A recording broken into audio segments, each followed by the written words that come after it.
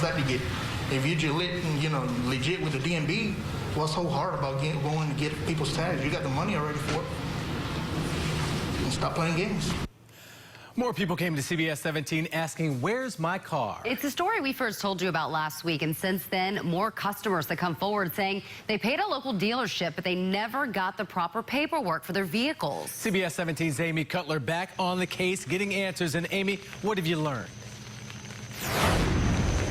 Well, Marius, the DMV says it has pulled the license for Auto Connect amid an investigation. They declined to provide any details, though, saying it was still ongoing.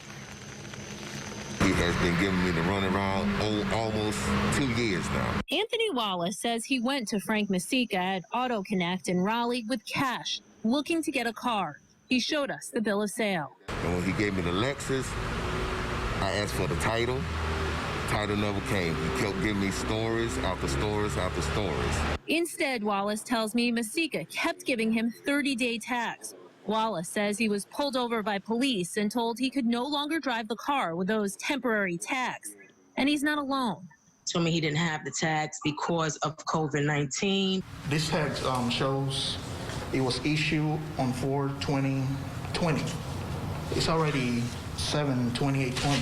Luis Perez says he saw the questionable practices firsthand when he worked for Masica for about a month, from April to May. It was a bad experience. Every day, probably like from 5 to 10 people coming in the dealership looking for him, asking where he was at, that he's been promising cars for months back. I reached out to the DMV. They tell me Masica is a salesman, not the owner of Auto Connect, that the dealership's license was revoked in May. Hi, Frank. This is Amy Cutler calling from CBS 17 News. His attorney sending me a statement that reads in part, the Auto Connect has sold good quality used cars at fair prices. Mr. Masica is distressed to hear that some customers are dissatisfied.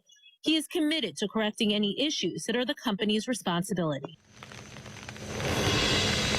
Now, all three of the customers that you saw in that story tell me they are in the process of contacting an attorney. Meantime, there is another used car dealership going here on South Wilmington Street where Auto Connect was. It is called True Motors, and they tell me they have nothing to do with Auto Connect or Masica. Live in Raleigh, Amy Cutler, CBS 17 News.